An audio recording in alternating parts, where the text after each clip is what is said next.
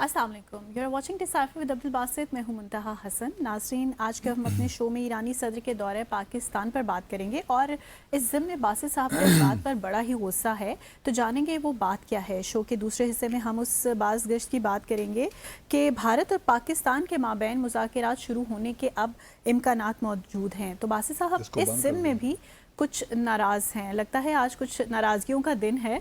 तो बासित साहब से ओवरऑल ही जानेंगे कि क्यों इतनी नाराज़गियाँ पाल के बैठे हैं। और अगर प्रोग्राम के लास्ट पार्ट की बात करूं तो हम भारत के उस दावे पर बात करेंगे कि पाकिस्तान ने मार्का हक में भारत का कोई राफेल तैयारा नहीं गिराया। और इसके साथ साथ हमारे वज़ीर दिफा ने कश्मीर पर एक मुतज़ाद बयान भी दिया है, उसको भी जानेंगे। आगाज़ करेंगे डिसाइफर का। वेलकम बासित साहब। बहुत शुक्रिया मुंतहा, बिस्मिल्लाहिर्रहमानिर्रहीम, और डिसाइफर देखने वालों को अस्सलाम वालेकुम। बासित साहब, किस बात की नाराज़गी? सदर पज़िशकियान आए, दौरा मुकम्मल हुआ, दोनों इतराफ़ मुतमईन भी दिखाई दे रही हैं, तो आपकी नाराज़गी क्यों कर? नहीं, मेरी नाराज़गी जो है दौरे से मुताल्लिक़ तो सच नहीं है। बड़ा अच्छा दौरा हुआ, पाकिस्तान की दावत पे सदर साहब आए और ये उनका पहला विज़िट था जंग के बाद किसी भी गैर मुल्की दौरा जो था। इससे पहले भी वो आए हुए थे, पिछले साल वो आए थे, मैं ख्याल जुलाई में, if I am not wrong, जुलाई या अगस्त में पिछले साल। तो ये उनका आप कह सकती हैं दूसरा दौरा था, लेकिन इसकी सिग्निफिकेंस ये थी कि ये पाकिस्तान पहला मुल्क था जो उन्होंने विज़िट किया इस जंग के बाद। तो एक लिहाज से आप कह सकती हैं कि पाकिस्तान की अप्रिसिएशन थी और बड़ा उन्होंने अप्रिशिएट भी किया। गो के एक दिन का दौरा था लेकिन भरपूर दौरा था, इन द सेंस के सदर से मुलाकात हुई, वज़ीर आज़म से भी गुफ्तो शुनीद हुई, फील्ड मार्शल से भी मुलाकात हुई, शायद सेनेट चेयरमैन सेनेट से ही मुलाकात हुई। तो भरपूर दौरा और काफ़ी इंगेजमेंट्स रहीं, प्रेस इंटरेक्शन भी हुआ।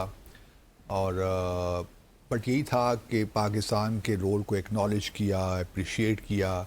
हमने भी कहीं ना कहीं इस बात को अप्रिशिएट किया कि ईरान ने हमारी बहुत सी बातें मानी, ठीक है, ताकि एक एग्रीमेंट हो सके, इस्लामाबाद MOU साइन हो सके। तो दोनों तरफ से एक ख्वाहिश का भी इजहार किया गया कि अब हम इन ताल्लुकात को एक नई सतह पे लेकर जाना चाहते हैं। जी। आपको याद होगा कि पिछली दफ़े जब पेज़ेश्कियान साहब आए थे तो उस वक्त तय पाया था कि हम दोनों ममालिक का जो ट्रेड है उसको हम 10 बिलियन तक लेकर जाएंगे। इस वक्त बायलैटरल ट्रेड तकरीबन $3.4 बिलियन का है। तो अब वो कितने अरसे में होता है वी डू नॉट नो, लेकिन अगर चीज़ें ठीक हो जाती हैं तो कोई मुश्किल भी नहीं है। $10 बिलियन का ट्रेड, दोनों हम साया ममालिक हैं और कतन कोई मुश्किल नहीं होनी चाहिए।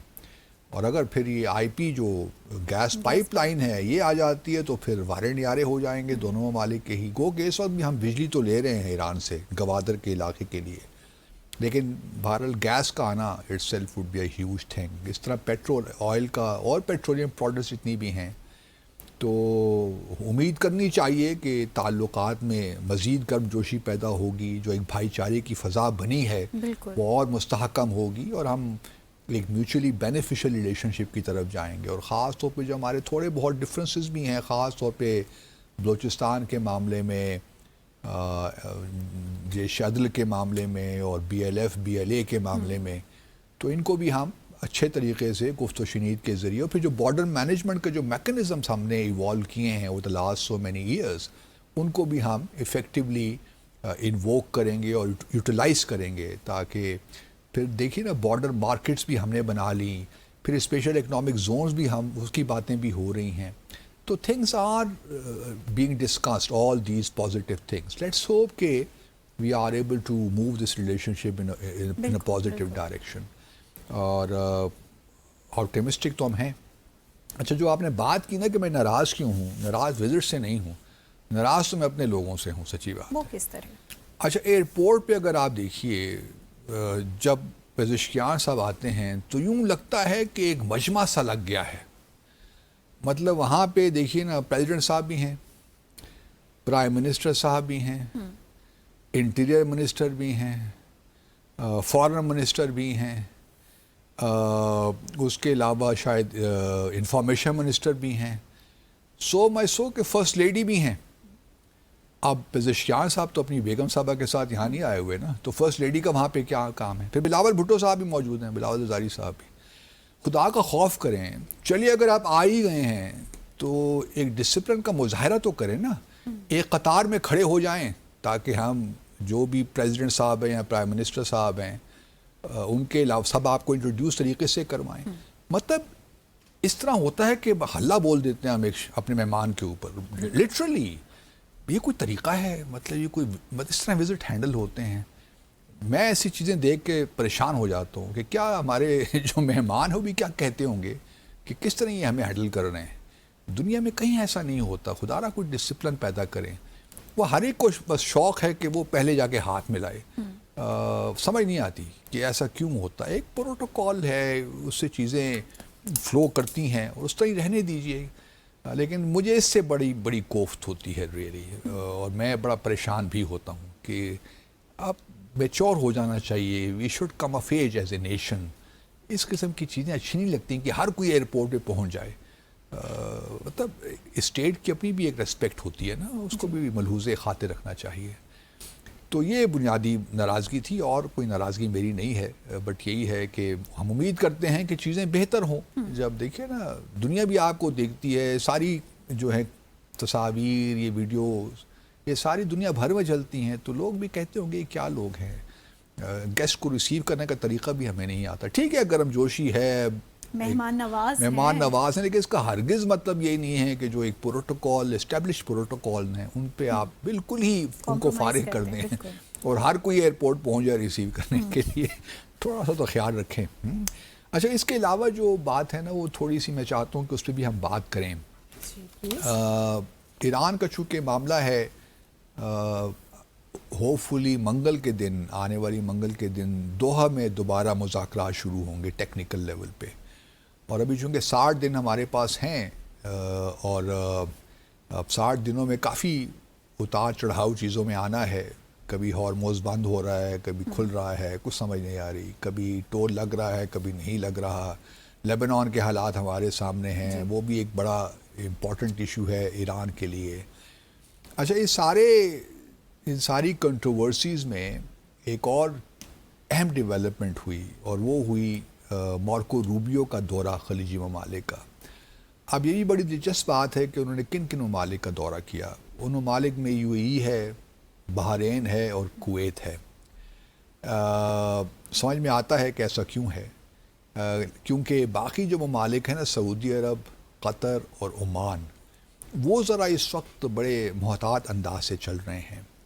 اور کہیں نہ کہیں یہ بھی وائز مل رہی ہیں کہ یہ جو ممالک ہیں 3 خاص طور پہ, یہ اوپن ہے, مطلب یہ اوپن ٹو دا آئیڈیا کہ ایران کے ساتھ مستقبل میں ہمیں کوئی ضرورت نہیں ہے اپنے معاملات کو خراب کرنے کی.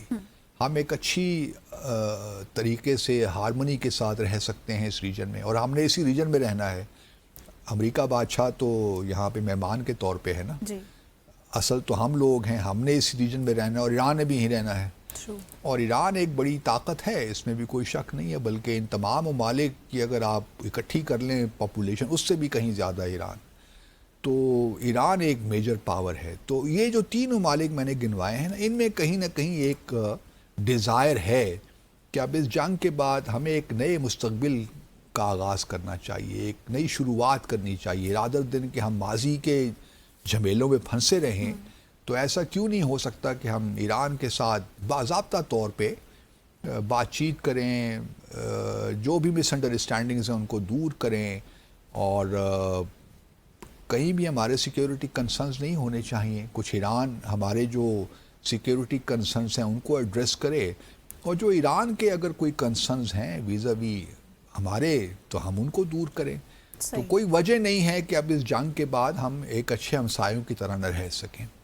لیکن امریکہ بادشاہ کو تو شاید یہ بات پسند نہ ہونا جی, اور نہ اسرائیل کو یہ بات پسند ہو. بالکل. اب ان کے آنے کا مقصد تو یہی تھا کہ پہلے تو یہ ہے کہ جو امریکہ کی لوگ یہ کہہ رہے ہیں کہ ابھی ریلیونٹ ہو گیا ہے, یہاں سے ملٹری بیسز بھی ختم کرنے پڑیں گے. لیکن ابھی امریکہ بادشاہ جو ہے وہ لگتا نہیں ہے کہ وہ ان باتوں کے لیے تیار ہے. اگر وہ خود تیار ہو بھی جائے تو اسرائیل شاید اس کو نہ کرنے دے, کیونکہ اسرائیل بہرحال جو ہے وہ اس وقت آپ کہہ سکتی ہیں کہ ایک ایسی پوزیشن میں ہے جہاں اس کو نہ چاہتے ہوئے بہت کچھ کرنا پڑ رہا ہے، ان دا سینس کہ وہ تو چاہتا ہے نا کہ ایران کو تباہ و برباد کر دیں، بمباری جاری رہے یو ایس کی، اور اس کو تباہ و برباد کر کے کمزور کر دیا جائے، بالکل اس کے اور اسی انٹرسٹ میں طرح یہی ہے۔ خلیجی ممالک کو بھی کمزور کیا جائے اور وہ ایک ہیجمون کے طور پہ ابھرے، تو اس کی تو یہی خواہش ہے۔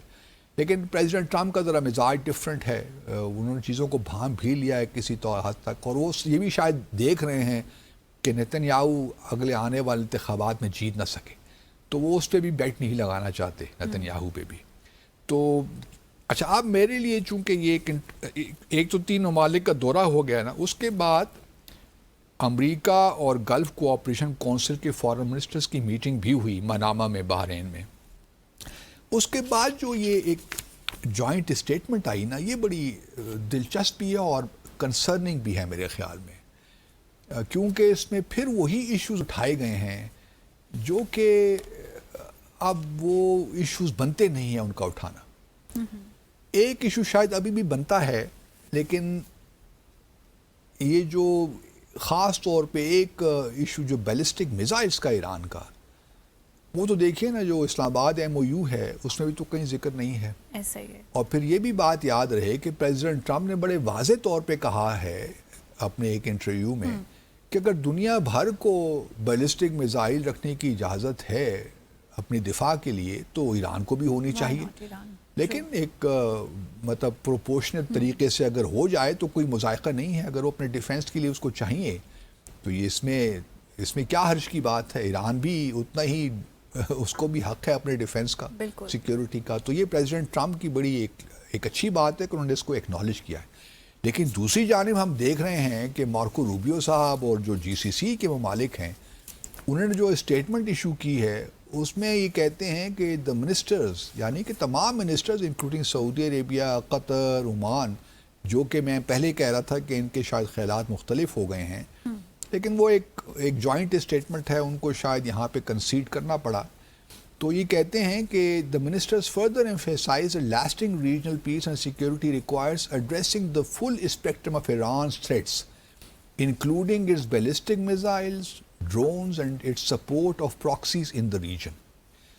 اب مطلب میں سمجھتا ہوں کہ یہ تو معاملات کو خراب کرنے والی بات ہے نا۔ اگر آپ اس وقت بیلسٹک میزائلز کے ایشوز اٹھائیں گے، ڈرونز کے ایشوز اٹھائیں گے، کہ فار دیٹ میٹر پراکسیز کے بھی ایشوز اٹھائیں گے جو کہ اس وقت زیر بحث نہیں ہیں، وہ ممکن ہے کہ بحث میں آئیں جب سعودی عرب اور ایران ڈائریکٹ بات کریں گے، یا سعودی عرب یا خلیجی ممالک ڈائریکٹ بات کریں گے، تو وہ ایشوز آئیں گے، کیونکہ خلیجی ممالک کی ایک کنسرنز یقیناً ہیں، اور ایران کو کہیں نہ کہیں ایکوموڈیٹ کرنا پڑے گا، خاص طور پہ سعودی عرب کو اور قطر کو اور عمان کو ہی فار دیٹ میٹر۔ تو یہ ایشو جو ہے پراکسیز کا، یہ اہم ایشو ہے، لیکن بیلسٹک میزائل کا ایشو اس وقت اس اسٹیٹمنٹ میں لانا میری سمجھ سے یہ بالاتر ہے کہ کیوں کر یہ یہاں پہ آیا گیا ہے۔ یا تو امریکہ، دیکھیے پریزیڈنٹ ٹرمپ، جس طرح میں نے پہلے کہا، پریزیڈنٹ ٹرمپ تو بڑے واضح طور پہ کہہ چکے ہیں، تو کیا مارکو روبیو ایک ڈیفرنٹ لائن لے رہے ہیں پریزیڈنٹ ٹرمپ سے؟ حالانکہ ان کے سسٹم میں یہ ممکن نہیں ہے، لیکن شبہات تو پیدا ہو رہے ہیں۔ لیکن یہ ہے کہ ایک اسٹیٹ سیکرٹری کس طرح وہ بات کر سکتا ہے جو کہ اس کا پریزیڈنٹ نہیں کر رہا، بلکہ اس کا پریزیڈنٹ اس کے مخالف بات کر رہا ہے۔ وہ تو حق تسلیم کر رہا ہے ایران کا کہ ایران کے پاس بیلسٹک میزائلز ہونے چاہیے، اس کا اعلان بھی کر رہے ہیں، اور اعلان بھی مطلب اوپنلی انہوں نے کہا ہے نا، یہ نہیں کہ کچھ چھپ چھپا کے انہوں نے یہ بات کی ہے، انہوں نے تو باقاعدہ اس کا اوپنلی اظہار کیا ہے۔ تو مجھے اس بات کی کوئی سمجھ نہیں آئی کہ کس طرح یہ ہوا، یہ statement I do not know, یا تو مارکو روبیو نے پڑھی نہیں، یا تو یہ صرف UAE وغیرہ نے یا کویت اور بحرین نے اسٹیٹمنٹ بنا کے پیش کر دی، کسی کو توجہ، یا تو پھر یہ جان بوجھ سے کیا گیا ہے۔ اس میں کچھ اسرائیل کی شرارت بھی ہے کہ وہ اس سارے پروسیس کو دوبارہ انریول کرنا چاہتا ہے کسی طور، لیکن یہ میرے لیے ایک عجیب سی چیز تھی۔ اس کے بعد اس میں ہارموز کا ذکر بھی ہے۔ ہارموز کا ذکر اس کانٹیکس میں ہے کہ ہم ٹول وغیرہ کوئی نہیں لیں گے۔ اچھا، اس سے پہلے کہ میں ہارموز کی بات آؤں، دیکھیے بیلسٹک میزائل کی تو بات کرتے ہیں، ایران نے آج ہی ایک کہا ہے کہ جی کیوں خلیجی ممالک ہمیں ایران کو تھریٹ سمجھتے ہیں۔ ہم تو دیکھیں یہاں تک بھی تیار ہیں اور اس پروپوزل کو بڑا ہم وگرسلی سپورٹ کرتے ہیں کہ پورے مڈل ایسٹ کو نیوکلیر ویپنز فری زون بنا دیا جائے. اچھا, نیوکلیر ویپنز فری زون کے حوالے سے یو این جی اے کی بے شمار ریزولوشنز ہیں, اور کیونکہ اسرائیل نہیں ہونے دیتا, کیونکہ اسرائیل کے پاس نیوکلیر ویپنز تو ہیں نا, تو ایران کی یہ پروپوزل ہی مان لیجیے آپ, رادر دین کہ بلڈنگ پریشر آن اسرائیل, آپ سارا پریشر ایران پہ ڈال رہے ہیں. تو یہ بھی تو مناسب نہیں ہے نا. آپ اسرائیل پہ تو پریشر ڈالیے, آپ اسرائیل سے پریشر ڈیفلیکٹ کر کے ایران پہ ڈالنا چاہتے ہیں, تو یہ اچھی شروعات نہیں ہے میرے خیال میں. تو یہاں پہ خلیجی ممالک کو میں سمجھتا ہوں کہ غلط پوزیشن انہوں نے لی ہے, خاص طور پہ یہ جو بیلسٹک میزائلز کی بات کی, اور وہ ایران نے کبھی اس پہ ایگری ہونا ہی نہیں ہے. It goes without saying. دیکھیے نا, اگر 2018 میں پریزیڈنٹ ٹرمپ اس وقت جو نیوکلیر ڈیل تھی 2015 کی, اس سے انہوں نے وڈرا کیا تھا, اس میں یہ ایشوز تھے. پریزیڈنٹ ٹرمپ چاہتے تھے کہ بیلسٹک میزائل بھی شامل ہوں, پراکسیز بھی شامل ہوں, اور نیوکلیر پروگرام بھی شامل ہو, سب چیزیں ہوں, لیکن ایران نے ریفیوز کر دیا, کیونکہ یو این چارٹر ان کو یہ الاؤ کرتا ہے کہ وہ اپنی سیکیورٹی, اپنی دفاع کے لیے جو بھی انتظامات وہ سمجھتے ہیں ان کو کرنے چاہیے ان کی. اور یہ بات ٹھیک ہے, صدر پزشکیان نے بھی یہاں اپنی پریس کانفرنس میں اسلام آباد میں یہ کہا تھا, اگر ہمارے پاس بیلسٹک میزائل نہ ہوتے تو ہمارا حشر بھی غزہ والا ہوتا, اور بات بالکل درست ہے. یہ تو کوئی تھوڑی بہت بچت ہو گئی کہ بیلسٹک میزائل ایران کے پاس تھے, ورنہ تو جو حال کرنا تھا امریکہ نے اور اسرائیل نے مل کر, وہ تو ہم اس کا تصور بھی نہیں کر سکتے. اچھا, اب اسٹریٹ آف ہارموز کی جب بات ہوئی تو وہی بات ہوئی کہ جی یہ ٹول فری ہونا چاہیے, کوئی فی نہیں ہونی چاہیے, اور جو ہے یہ ہم سب مانتے ہیں اس پہ. اور میں بلکہ ایران کو یہ سجیسٹ کروں گا کہ اس کو زیادہ اب طوالت نہ دے اس چیز کو. دیکھیے, انٹرنیشنل لاء میں ایک ٹرانزٹ پیسج کا ایک کانسیپٹ ہے, ٹھیک ہے وہ آپ کے ٹیریٹوریل واٹرز بھی ہیں, سب کچھ ہے, لیکن ایک ٹرانزٹ پیسج کا ایک جو نوشن ہے اس کو دنیا بھر میں تسلیم کیا جاتا ہے.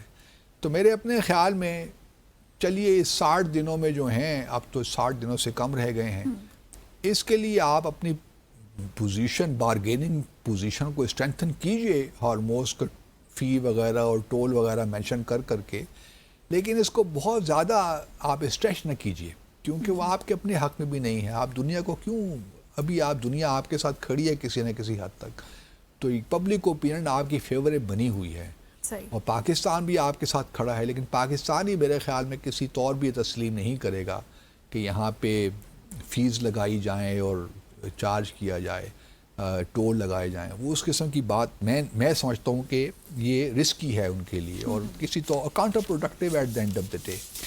اب یہ جو ہے جی, ایک تو یہ ہو گیا. اس کے بعد جو ہے لیبنان کا بھی ذکر ہے اس اسٹیٹمنٹ میں, اور اس میں اچھی بات یہ ہوئی ہے کہ اس میں لبنان کی جو ہے ساورنٹی, ٹیریٹوریل انٹیگریٹی کی بات بھی کی ہے.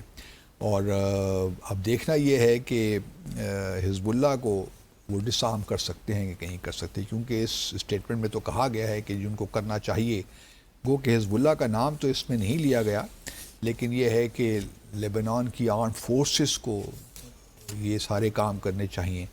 اب یہ کام ہو سکتے ہیں نہیں ہو سکتے یہ الگ بات ہے. اچھا, یہاں پہ انٹرسٹنگلی مجھے اس بات پہ خوشی ہوئی ہے اس اسٹیٹمنٹ میں, کم از کم جہاں بورڈ آف پیس جو ہے فرغزہ بنا تھا اس کا ذکر ہوا ہے, وہاں پہ کم از کم فلسطین کا جو حق خود ارادیت ہے اس کا بھی ذکر یہاں پہ ہے.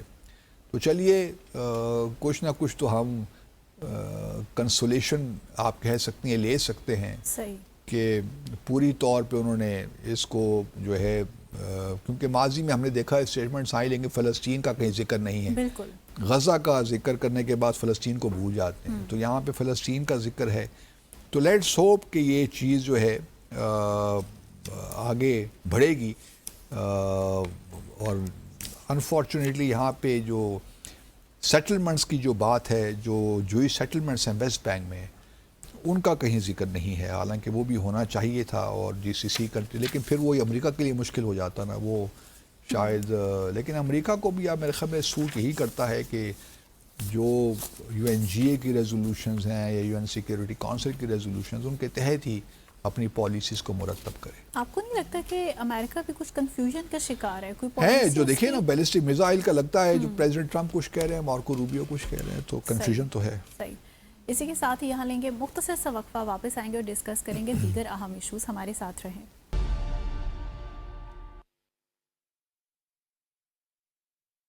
Welcome back after the break. جی باسط صاحب، کافی ساری رپورٹس نظروں سے گزر رہی ہیں. آج کل یہ کافی بحث چھڑ چکی ہے کہ پاکستان اور بھارت کے مذاکرات مستقبل قریب میں جلد ہی شروع ہونے والے ہیں. تو آپ کیا سمجھتے ہیں، ایگری کرتے ہیں یہ مذاکرات ہونے چاہیے، اور اگر ہونے چاہیے تو کب اور کیسے ہونے چاہیے؟ دیکھیے، مذاکرات سے تو کوئی باشعور شخص انکار نہیں کر سکتا، کیونکہ مذاکرات کے ذریعے ہی معاملات کو طے کیا جا سکتا ہے. اور ابھی ہم نے دیکھا ایران امریکہ کے درمیان جو جنگ ہوئی تو مذاکرات ہی ہوئے نا، اس سے ہی معاملات طے ہوتے ہیں، اور یہ مذاکرات ہی ہو رہے ہیں تو معاملات طے ہوں گے.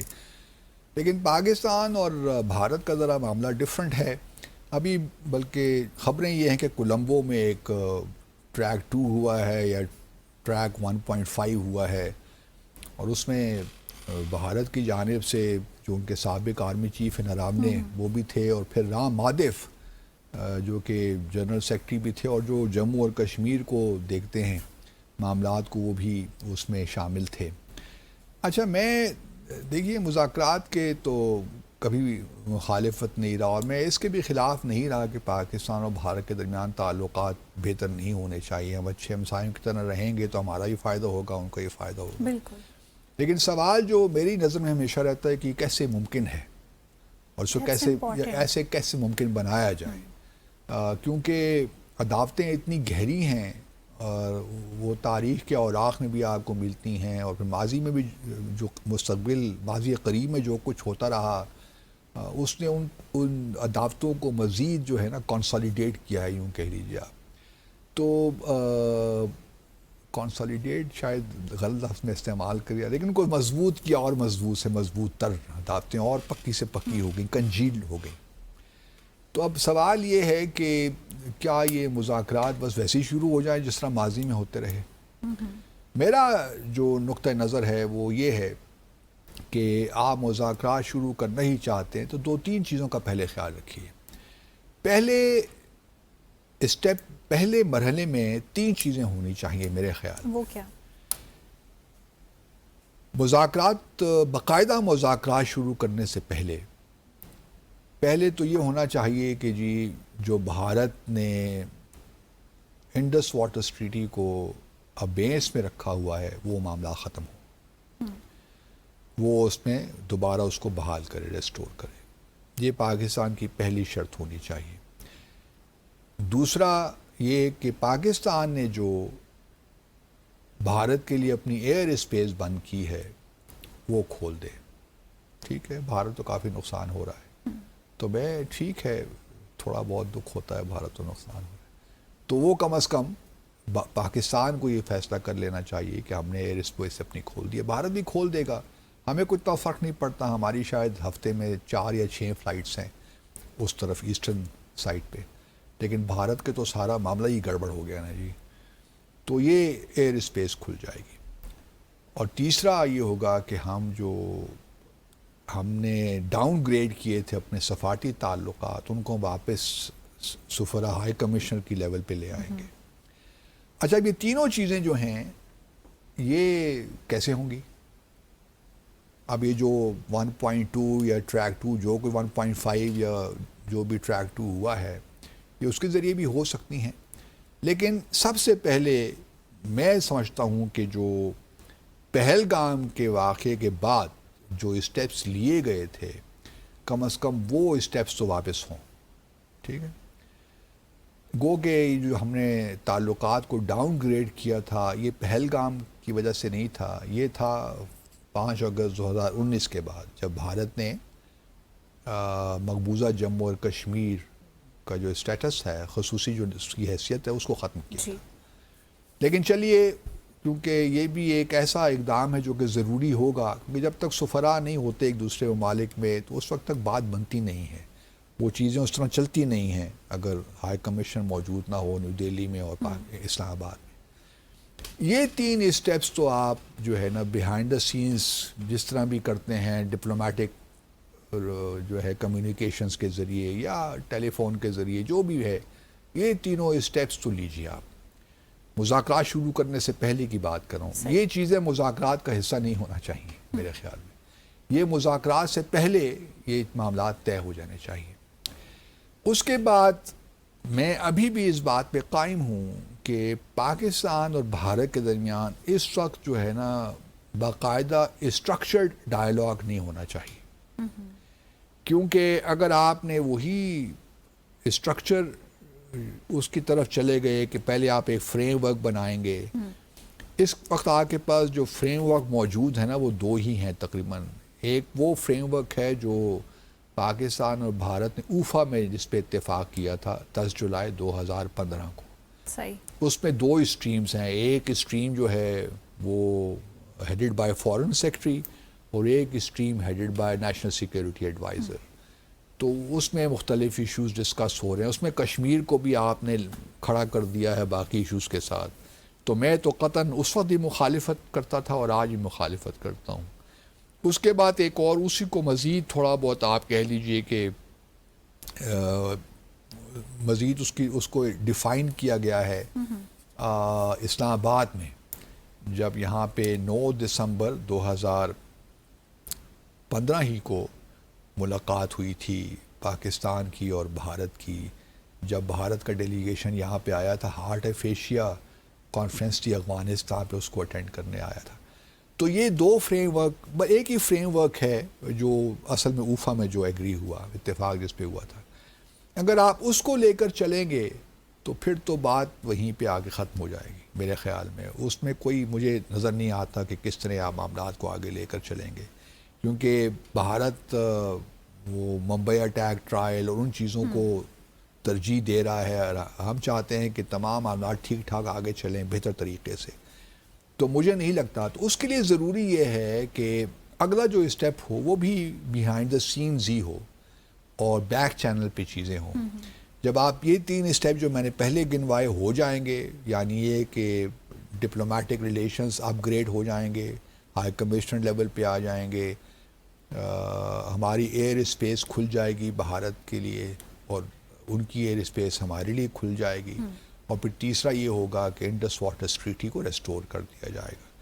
یہ 3 اسٹیپ کے بعد پھر جب یہ ہمارے ہائی کمشنرز پہنچ جائیں نیو دہلی میں اور اسلام آباد میں, تو پھر آپ پہلا جو اسٹیپ اگلا ہونا چاہیے وہ یہ ہونا چاہیے کہ جو 5 اگست 2019 کو ابھی لوگ باتیں کر رہے ہیں نا کہ ٹریڈ شروع ہونا چاہیے یہ ہونا چاہیے, تو پہلے بھارت کو یہ ہمیں مجبور کرنا پڑے گا کہ آپ نے جو 100% پاکستان کی امپورٹس پہ ٹیرفز لگائے تھے وہ آپ واپس لیں. صحیح. اور پاکستان کی جو حیثیت تھی موسٹ فیورڈ نیشن اسٹیٹس کی جو آپ نے 1996 میں ہمیں دی تھی اس کو آپ بحال کریں. یہ تجارت شروع کرنے سے پہلے آپ یہ بات کریں کہ ورنہ تجارت تو آپ کی تو ایکسپورٹس ہو ہی نہیں سکتی نا بھارت. اگر 100% ٹیرفز آپ پہ لگ جائیں گے تو آپ بھارت کیا ایکسپورٹ کریں گے؟ کوئی ہمیں سمجھا دے اس بات کو. تو پہلے تو یہ بھی مذاکرات سے پہلے کی بات کروں, یہ بیک چینل پہ ساری چیزیں ہوں گی. صحیح. اس کے بعد جو ہے یہ بھی بیک چینل پہ ڈسکس ہونا چاہیے کہ سب سے پہلے جو اقدام ہونا چاہیے ان تمام 3 اقدامات کے بعد کہ ہم جو ہے کشمیر ریلیٹڈ جو سی بی ایمز ہیں ان کو ہم پہلے ریوائیو کریں گے. کیونکہ دیکھیے اونس بھارت پہ ہے, پاکستان پہ نہیں ہے. ہمیں بار بار یہ نہیں کہنا چاہیے کہ وہ ڈائلاگ کرنا ہے. اس وقت ہماری پوزیشن الحمدللہ بہتر ہے. صحیح. ہمارا کلاؤڈ بھی ہے ٹھیک ہے. وہ مارکو روبیو نے جب یہ لاسٹ ایئر مارک حق ہوا تھا نا, تو مارکو روبیو صاحب نے ایک ٹویٹ کیا تھا, اس میں کہا تھا جب سیز فائر اناؤنس ہوئی تھی نا, تو ان کے ٹویٹ میں یہ بھی تھا کہ I am pleased to announce the governments of India and Pakistan have agreed to an immediate ceasefire and to start talks on a broad set of issues at a neutral site. تو کہیں نہ کہیں امریکہ بھی push کر رہا ہوگا, اور یہ پہلے بھی ڈسکس کر چکے ہیں, کوئی نئی بات نہیں ہے. امریکہ بھی کہیں نہ کہیں, کیونکہ اوبلائش تو ہے نا امریکہ پاکستان کے کو لے کر کہ ہم نے اس کی بات مان لی, سیز فائر کر دیا, اور اس کے بعد پھر ہم نے ایران اور امریکہ میں جو ان کے مابین معاملات تھے اس میں بھی اپنا ایک بڑا پازیٹیو کردار ادا کیا. تو امریکہ بھی کہیں نہ کہیں بھارت پہ پریشر ڈال رہا ہوگا, کہیں پاکستان کو ہی پش کر رہا ہوگا کہ جی آپ بات کیجئے نیوٹرل اسٹیٹ کیا ہے، جنیوا پہ ہو سکتے ہیں یا پھر امریکہ میں ہو سکتے ہیں، وی ڈو ناٹ نو. لیکن اگر یہ مذاکرات شروع کرنے ہیں تو میرے اپنے خیال میں ابھی بھی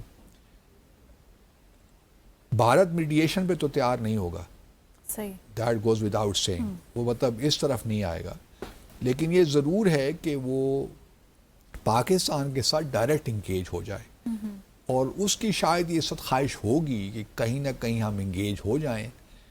انگیج ہو کے پھر اگلے سال، کیونکہ اپوزیشن نے تو آڑے ہاتھوں لینا ہے کہ آپ اتنی بڑی بڑی باتیں کرتے تھے، تو امریکہ کے پریشر میں آپ نے پاکستان کے ساتھ انگیجمنٹ شروع کر دی. بلکہ یہ جو ٹریک 2 ہو رہا ہے اس سے بھی کافی بھارت میں کافی تنقید ہو رہی ہے حکومت پہ. تو اس کو اس طرح انٹرپریٹ کیا جائے گا کہ آپ نے امریکہ کے پریشر میں آ کے پاکستان کے ساتھ ری انگیجمنٹ شروع کر دی ہے یا بات چیت شروع کر دی ہے. لیکن جس طرح میں نے کہیں پچھلے دنوں کہا بھی تھا، جو آر ایس ایس کے وسابلے جو جنرل سیکرٹری ہیں انہوں نے کہا تھا نا پاکستان کے ساتھ ہونے چاہیے بات چیت، کانٹیکٹ ہونے چاہیے. تو میں نے کہا اس کے پیچھے بھی ایک سازش ہو سکتی ہے کہ کروائیں اگلے سال اور پھر کوئی فالس فلیگ اگلے سال ہو جائے اور پھر کہہ دیکھیے پاکستان تو مانتا ہی نہیں ہماری بات، ہم تو چاہتے ہیں. ہاں، تو پھر وہی بیک ٹو اسکوائر ون والی بات ہے. اس وجہ سے میں یہ چاہتا ہوں کہ rather than having a structured dialogue, Pakistan کو اس وقت انسسٹ کرنا چاہیے کہ جو 2004-2008 اس کے بعد بھی ایک بیک چینل پہ رہا، اسپیشل ریپریزنٹیٹیوز ہمارے ملتے رہے، مختلف جگہوں میں ملاقاتیں ہوتی رہیں، کشمیر پہ ڈسکشن ہوئی، دہشت گردی پہ ڈسکشن ہوئی، تو اسی قسم کا سلسلہ دوبارہ شروع کیا جائے. رادر دین کہ وہ ایک کیمرے کے سامنے، میڈیا کے سامنے آ کے بیٹھ جائیں فارن سیکرٹریز اور نیشنل سیکورٹی ایڈوائزرز اور وہی پرانی گھسی پٹی باتیں. اب وقت ہے کہ اس کو معاملات کو طے کیا جائے. اور مشکل بہت ہے، یہ بات ہمیں یاد رکھنی چاہیے کہ بھارت نے جو خصوصی حیثیت تبدیل کی ہے مقبوضہ جموں اور کشمیر کی، وہ کسی پارلیمنٹ کی قرارداد کے ذریعے نہیں کی، وہ آئینی تبدیلیوں کے ذریعے کی ہے. تو یہ بہت معاملات کافی بھارت نے بگاڑ دیے ہیں. اب بگاڑے چونکہ اس نے ہیں تو اونس اسی پہ ہے کہ وہ اس کو اب سلجھائے بھی ان تمام معاملات کو. پاکستان اپنے طور پہ جو کچھ کر سکتا ہے ہم کریں گے. جہاں ہم سمجھتے ہیں کہ ہمیں یہ کرنا چاہیے، یہ نہیں کرنا چاہیے، وہ ہم سب کریں گے. لیکن کویسچن یہ ہے کہ کیا بھارت تیار ہے اپنی کشمیر کے معاملے کو حل کرنے کے لیے؟ مجھے تو کم از کم سچی بات ہے کوئی ڈیزائر نظر نہیں آتی. ایسا ہی ہے. اور اگر آپ صرف اس خاطر جو ہے کہ کچھ لابیز آپ کے ہاں ہیں جو چاہتی ہیں کہ بھارت کے ساتھ تجارت ہو جائے اور ان کے بلے بلے ہو جائے، کیونکہ عوام کو تو کوئی فائدہ نہیں ہوتا نا بھارت سے تجارت اگر ہو بھی جائے تو یہاں تو پھر یا ان کو سول سوسائٹی کو ہو جائے کہ یہاں پہ لوگ جاتے رہیں، وہاں سے شاپنگ کریں، وہاں سے لوگ یہاں پہ آگے شاپنگ کریں.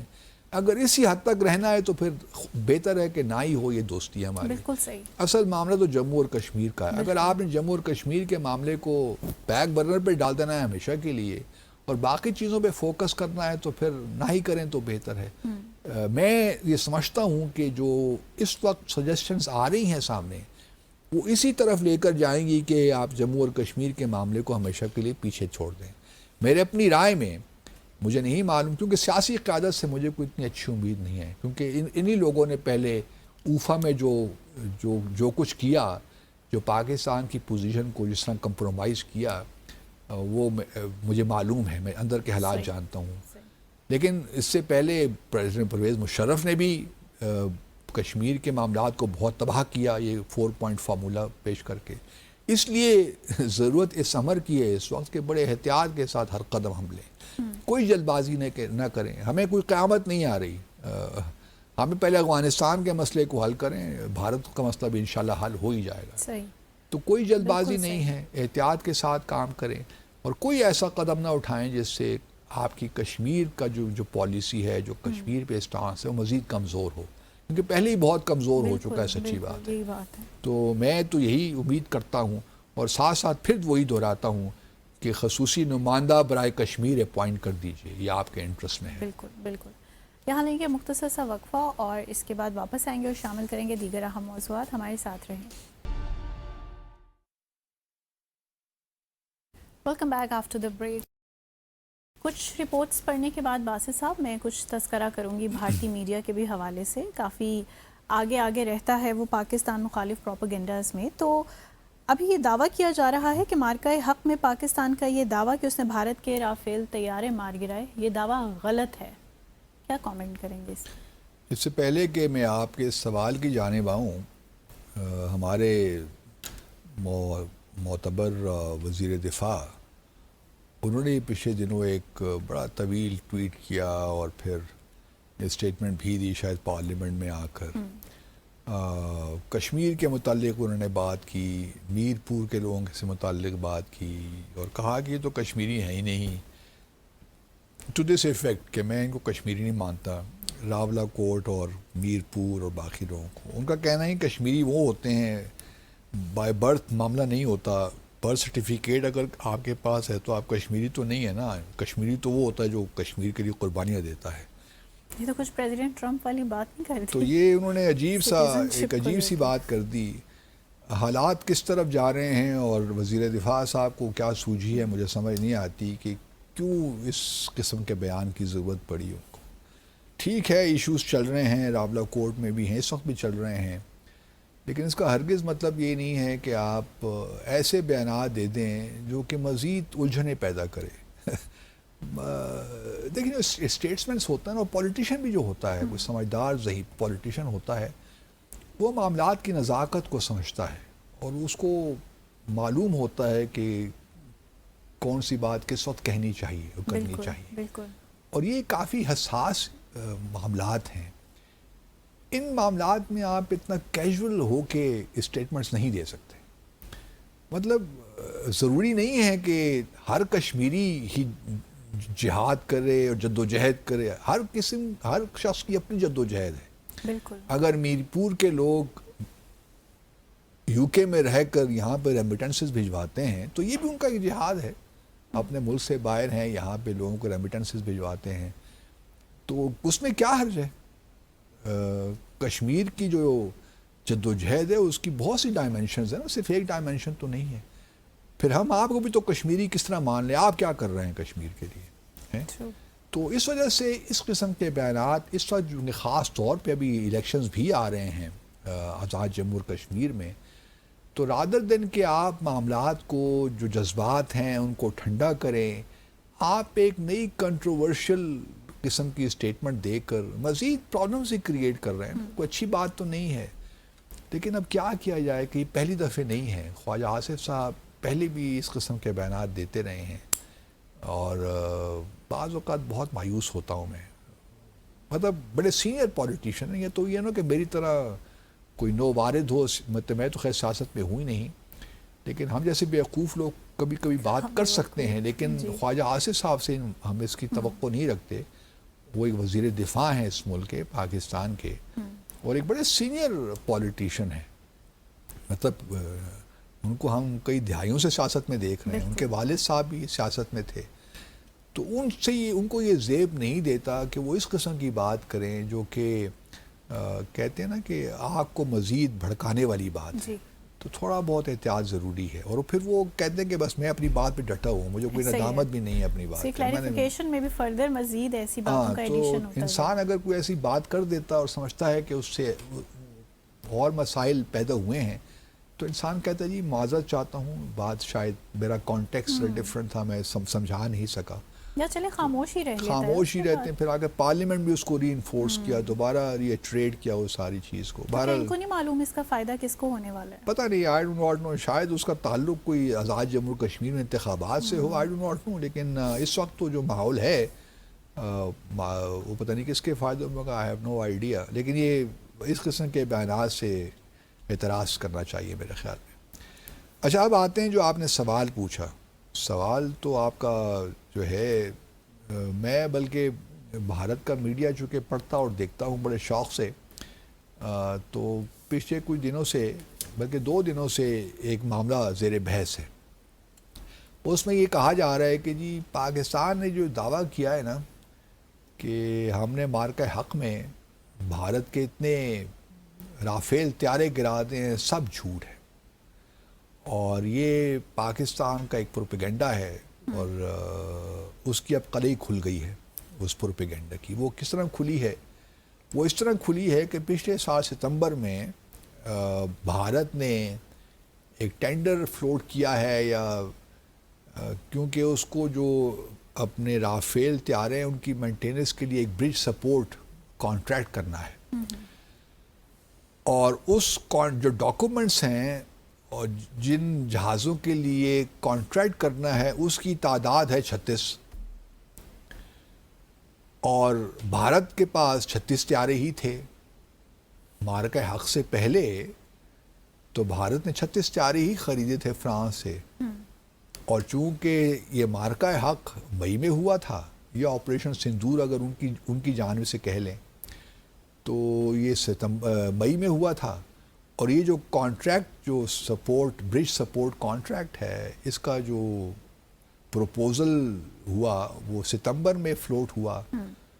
تو ہم یہ کہہ سکتے ہیں کہ بھارت کا تو کوئی طیارہ پاکستان نے نہیں مار گرایا. اگر کوئی طیارہ مار گرایا ہوتا جو پاکستان بقول ان کے کلیم کرتا ہے 2 یا 3 رافیل طیارے ہم نے مار گرائے ہیں تو پھر بھارت 36 طیاروں کے لیے تو یہ سپورٹ نہ ہوتا نا. مینٹیننس جو بھی کانٹریکٹ ہے برج سپورٹ ان کی مینٹیننس کے لیے اپ گریڈیشن جو بھی ہے وہ سارے اس میں شامل ہے. تو پھر بھارت 33 طیاروں کا کہتا 32 طیاروں کا کہتا. یہ کیا کہ 36 طیاروں کی بات کرتی تو جس سے معلوم یہ ہوتا ہے کہ کوئی پاکستان نے رافیل طیارہ نہیں گرایا. صحیح بات دیکھنے اور سننے کو تو بہت اچھی لگتی ہے نہیں کہ واقعی کوئی ایسی بات ہے. لیکن جو اصل سوال پیدا ہوتا ہے کہ اس جو کانٹریکٹ آپ کہہ رہے ہیں کہ یہ ہے اس کی اہمیت کیا ہے. پھر ساتھ میں یہ بھی کہا جاتا ہے کہ جو رافیل طیارے بناتی ہے فرینچ کمپنی ڈاسو ایویشن اس نے بھی یہی کہا تھا کہ پاکستان نے کوئی طیارہ نہیں گرایا. ایک طیارہ البتہ گرا تھا جو ٹیکنیکل فالٹ کی وجہ سے گرا تھا. اب دیکھیں یہاں بھی کانٹرڈکشن ہے. بالکل اگر ایک طیارہ گرا تھا تو پھر 35 طیارے ہونے چاہیے تھے نا. پھر 36 طیارے کیوں ہو گئے؟ تو سوال یہ پیدا ہوتا ہے کہ ڈاکومنٹس تو بنتے رہتے ہیں. اب یہ ڈاکومنٹس بنایا شاید اسی لیے ہے یا پتہ نہیں کسی نے دیکھا بھی نہیں ہے. وہ تو وہ ایک میڈیا ہاؤسز کلیم کر رہے ہیں بلکہ حکومت نے ہی ان کو فیڈ کیا ہوگا کہ ہم نے یہ جو انڈین ایئر فورس انہوں نے فیڈ کیا ہوگا کہ آپ یہ کہانی چلا دیں کہ ہم نے یہ ڈاکومنٹ بنا دی. اور پھر ڈسو جو ایویشن ہے وہ بھی تو یہی بھارت کی لائن لیں گے نا. وہ کوئی بھارت سے مختلف لائن تو نہیں لے سکتے کیونکہ انہوں نے 114 طیارے اور ابھی ایگریمنٹ سائن ہونے جا رہا ہے. تو ان کا تو ابھی مطلب اب ذہن تو نہ کام کر ہی رہا ہوگا نا کہ ہم وہی پوزیشن لیں گے جو بھارت لے گا. تو اگر وہ ڈاکومنٹ تیار بھی ہو جاتا ہے اور وہ برج سپورٹ کانٹریکٹ ہو بھی جاتا ہے ڈسو ایویشن کے ساتھ ہی تو کس نے دیکھا ہے کہ وہ 36 طیارے ہیں کہ 35 طیارے ہیں 34 طیارے ہیں. تو یہ جو ہے یہ سارا ایک جو ڈرامہ اس وقت رچایا گیا ہے نہ جانے کیوں ڈرامہ رچانے کی ضرورت پڑی. لیکن بہرحال اگر ان کو برج سپورٹ کانٹریکٹ چاہیے تو کہیں نہ کہیں تو انہوں نے مینشن کرنا ہی تھا. تو انہوں نے کہا چلیے اسی سے ہی پاکستان کے کلیم کو ہم جھٹلاتے ہیں. یہ آسان طریقہ ہے دنیا یقین بھی کر لے گی. لیکن یہ بات بھول جاتے ہیں کہ پاکستان نے بڑے واضح طور پہ جو ہے یہ کہا تھا کہ ہم نے 5 6 7 طیارے ہم نے گرائے. اس کے بعد اگر آپ دیکھیے تو پریزیڈنٹ ٹرمپ نے تو ان طیاروں کی تعداد 8 سے کہیں 12 بھی کر دی. ہم تو بڑے پھر بھی محتاط رہے لیکن پریزیڈنٹ ٹرمپ آبویسلی جب بات انہوں نے کی ہے تو کہیں نہ کہیں سے ایویڈنس ان کو ہی ملا ہوگا نا. تو دنیا نے یہ بات سب مان رہے ہیں کہ پاکستان نے جہاں رافیل طیارے گرائے ہیں مار گرائے بھارت کے وہاں معراج اور سخوئی طیاروں کو بھی مار گرایا ہے. اب بھارت کی جانب سے اگر آپ دیکھیے تو مارکہ حق کے بعد یا آپریشن سندور کے بعد ہر کوئی بھارت کی جو ایئر مارشل ہیں ان سے سوال کرتا رہا کہ جی آپ بتائیے کہ کتنے طیارے آپ کے مارے گئے, کون کون سے طیارے آپ نے مارے, پاکستان نے مارے. لیکن بھارت کی جانب سے بڑی کانٹرڈکٹری اسٹیٹمنٹس آتی رہیں. ایسا ہی ہے. کبھی کہہ رہے ہیں ایک طیارہ ہے, کبھی کہہ رہے ہیں کوئی طیارہ نہیں ہے, سب غلط ہے. پھر بھارت کے جو ڈیفنس اٹیشے تھے انڈونیشیا جکارتا میں, انہوں نے بھی کہہ دیا کہ جی ہاں نقصان تو ہمارا سخت ہوا اور اتنے طیارے ہمارے مارے گئے. تو بھارت نے بھی کبھی کھل کے اس بات کو ہمیں بتایا نہیں, ابہام رکھا ہر چیز میں. چلیے مان سکتا ہوں کہ شاید ابہام رکھنا بہتر ہوتا ہے, اور اس میں آپ کہہ سکتی ہیں کہ اس میں کوئی حکمت ہے ضرور, کیونکہ اپنے نقصانات کو تسلیم تو نہیں کرتے نا لوگ. اور خاص طور پہ بھارت جو کہ ایک ایروگنس کا بھی شکار رہا ہے کہ میں بہت بڑی پاور ہوں, اور پاکستان کے ہاتھوں جو شکست ہوئی اس کو کس طرح تسلیم کر سکتے ہیں. تو گیم ہی پلٹ گئی نا, گیم ہی پلٹ گئی. ان کو تو بڑا زوم تھا کہ جی ہم تو پاکستان کو اس طرح سبق سکھا دیں گے. 1-2-3 گھنٹوں کی مار ہے. جس طرح پاکستان نے ماشاءاللہ جس طریقے سے ہم نے اپنی جو ہماری عسکری صلاحیتیں ہیں ان کو منوایا ہے, وہ تو دنیا بھر اس کی معترف ہو گئی ہے. تو اب یہ, اور پھر دیکھیے یہ بات بھی اب بے معنی سی ہو گئی ہے. سچی بات ہے, 1 سال سے زیادہ عرصہ ہو گیا ہے. دنیا نے یہ مان لیا ہے کہ پاکستان کو اس جنگ میں یقینی فتح ہوئی ہے. میں یہ قطعاً نہیں کہہ رہا کہ ہمارا نقصان نہیں ہوا. جو بھارت نے دیکھے نا شروع میں حملے کیے, ہماری سویلینز جو لاہور میں یا مظفر آباد میں یا اور کہیں جگہوں پہ سویلینز کو نشانہ بنایا, مساجد کو نشانہ بنایا, وہ ساری اپنی جگہ پہ. نقصان تو ہمارا بھی ہوا, لیکن جس طریقے سے پاکستان نے پھر ریئیکٹ کیا اور پھر جو ایک اسکلیشن ہوئی, اس میں کچھ ہمارا نقصان بھی یقیناً ہوا ہے. لیکن جس طرح بھارت کو ہزیمت اٹھانا پڑی پاکستان کے ہاتھوں, وہ انشاءاللہ تاریخ میں سنہری حرفوں میں لکھا جائے گا. لیکن اب یہ ایک نئی کہانی شروع کرنا, یہ بھی دیکھیے ذہن میں کہیں نہ کہیں بھارت کے تو ہے نا ایک آپ کہہ لیجئے کہ ان کو ابھی تک یہ چیز ڈائجسٹ نہیں ہو رہی کہ وہ کس طرح پاکستان نے ان کے اتنے طیارے مار گرائے. 8 تھے یا 9 تھے, چاہے وہ جو بھی تھے, بہرحال طیارے تو مار گرائے نا جی ہم. بھارت اب کل کلاں کو وہ سخوئی کا بھی کہیں لے کر نہ آ جائے برج سپورٹ پروگرام اور اسی طریقے سے وہ معراج تو شاید اب انہوں نے شاید ختم کر دی ہیں, فیز آؤٹ کر دی ہیں, ایکسپیکٹ کر سکتے ہیں. لیکن یہ باقی بھی تیاروں کا نہ لے کہ ہمارے پاس تو اتنے ہی تیارے تھے. ہمارے پاس 29 اسکواڈرن تھے سارے کے سارے, وہ تو سارے کے سارے بحال ہیں. ہمارا تو ایک تیارہ بھی نہیں گرا. یہ پاکستان نے تو ویسے ہی کہانی ڈالی ہے. یہ ممکن ہے, کچھ بعید نہیں ہے بھارت سے. لیکن یہ رافیل والی جو کہانی ہے نا, یہ ایک زبردست نکالی ہے بھارت نے, اور ہم یہی امید کرتے ہیں کہ دیکھیے دوبارہ جو ہے, ہم نے پچھلے سیگمنٹ میں بات کی مذاکرات کی, سب چیزوں کی, تو لیٹس ہوپ کہ دوبارہ وہ موقع نہ آئے. لیکن میں کوئی زیادہ پر امید نہیں ہوں اس بارے میں. بالکل ایسے مجھے لگتا ہے کہ کہیں نہ کہیں مستقبل میں بھارت کے جو یہ ہے نا, یہ حکومت, ان کے ذہن میں کہیں نہ کہیں تو یہ ہے کہ پاکستان سے بدلہ ہم نے لینا ہے. اب یہ بدلہ کیسے اور کن حالات میں لیتے ہیں, اور پھر دوبارہ ہزیمت کا انشاءاللہ سامنا کریں گے, تو یہ ایک کا سلسلہ ہے. بھول جائیں تو زیادہ انلیس کہ بھارت واقعی سنجیدگی کے ساتھ پاکستان کے ساتھ معاملات کو طے کرے, خاص طور پہ جو جموں اور کشمیر کا تنازع ہے اس کو حل کرے. ایک دفعہ وہ حل ہو گیا, جو بھی صورت ہوتی ہے اس کے حل ہونے کی, وہ پھر بیک چینل پہ ڈسکس ہو, اس کے بعد شاید معاملات ٹھیک ہو جائے. جب تک جموں اور کشمیر کا تنازع حل نہیں ہوتا نا, یہ جو باہمی ایک عداوت کا رشتہ ہے نا, یہ قائم رہنا ہے, یہ ختم نہیں ہونے والا, جہاں تک میری اسیسمنٹ ہے. اور مجھے یہ بھی معلوم ہے کہ ٹھیک ہے آزاد جموں اور کشمیر میں تھوڑے بہت ایشوز ہیں, چند محدود لوگ کچھ شور مچا رہے ہیں, لیکن کشمیریوں کے جو دل ہیں نا, بائی اینڈ لارج وہ پاکستان کے ساتھ ہی دھڑکتے ہیں. بالکل ہم پاکستانی ہیں, پاکستان ہمارا ہے. بالکل, تو میرا تو یہی ایمان ہے اور یہی عقیدہ ہے. بے شک بے شک. اسی کے ساتھ ہی آج کے ڈیسائفر ود عبدالباسط کا وقت ختم ہو گیا ہے. اپنے دیکھنے والوں سے ملاقات ہوگی کل مزید دلچسپ موضوعات کے ساتھ. منتہا حسن کو اجازت دیں. اللہ حافظ.